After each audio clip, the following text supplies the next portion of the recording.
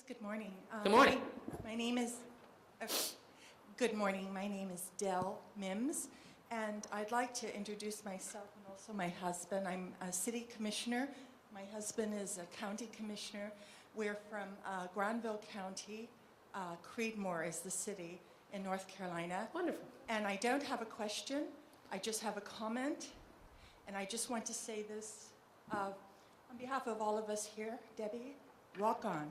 Thank you very much. Thank you. Thank you.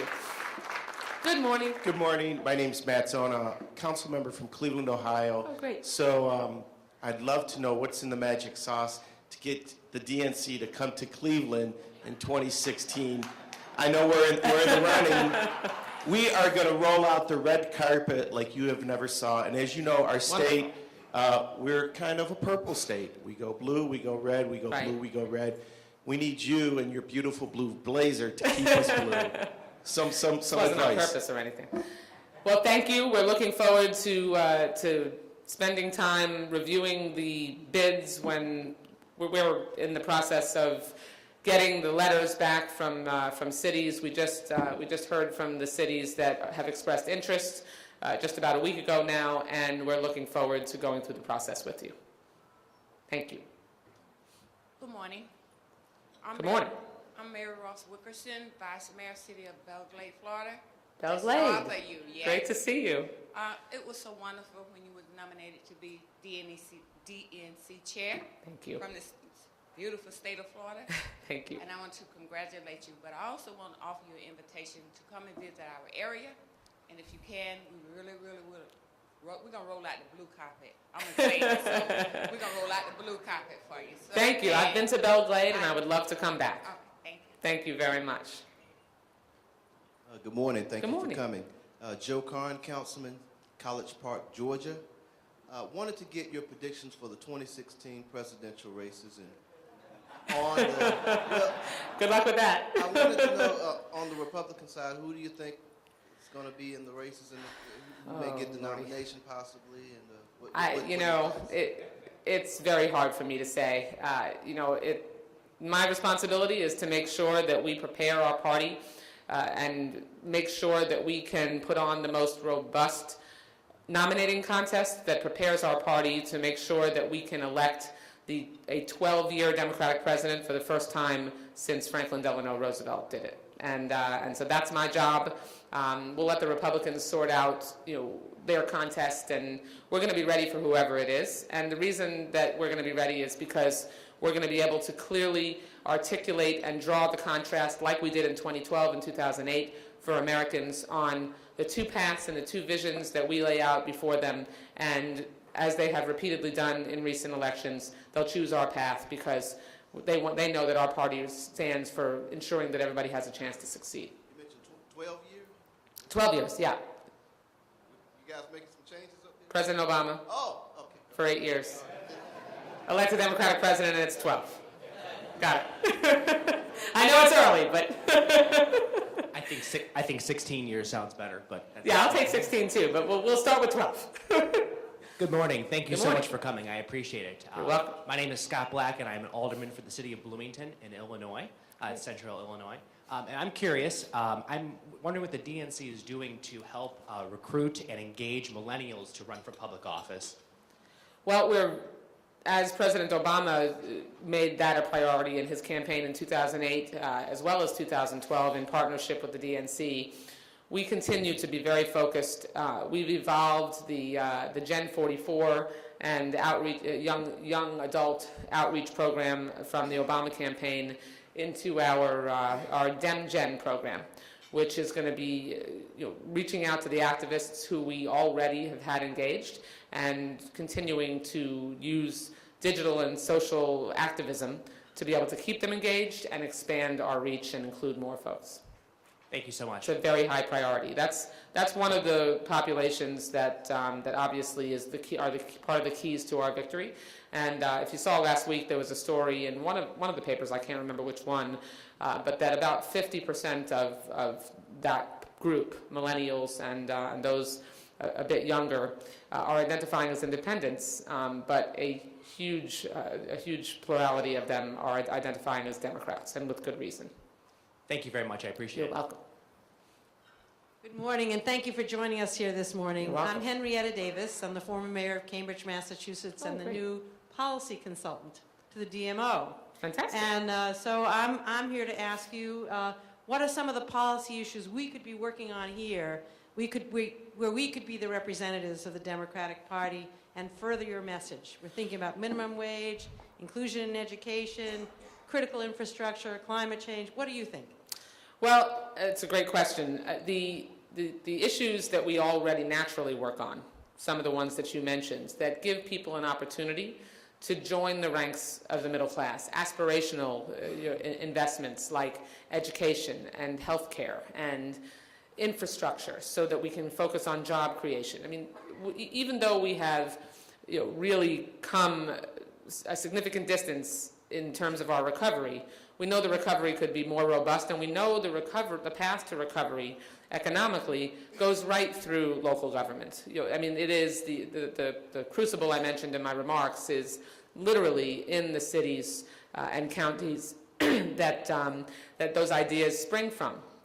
We need to make sure that we use the innovations that you have created and push hard as Democratic local officials to invest in infrastructure, to make sure that not only we're creating jobs, but to invest in education so that we can ensure that going into the future we have the chance to have our students prepared for the path they choose in life so that they can, when they graduate, compete on a global stage. I mean, and we have the most significant contrast compared to our Republican opponents that we've ever had on the issues that matter the most to Americans. I mean, while they are tearing down government, while they are trying to essentially do whatever they can to dismantle the mechanisms that allow us to help build those ladders to the middle class, and basically saying, you know what, we're going to strengthen the private sector and the people who are doing absolutely the best in this country.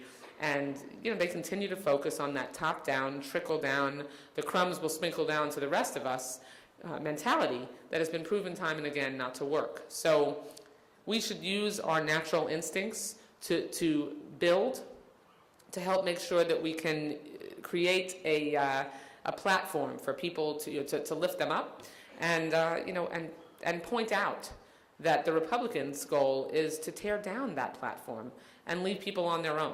And you see that on your daises every single day.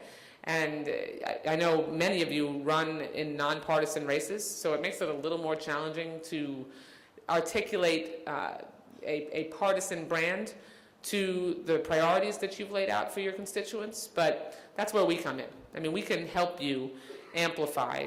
And I know we can't campaign for you in a nonpartisan race, but there's certainly ways that we can back you up. So make sure that you work with us not only on the mechanics of your campaigns, but also on the building of your agenda, because it helps us draw that contrast.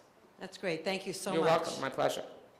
Thank you, Congresswoman. You're I'm welcome. Chuck Lesnick, the former city council president in Yonkers, New York. Oh, I don't live great. far from the next president of the United States and her husband, past president of the United States.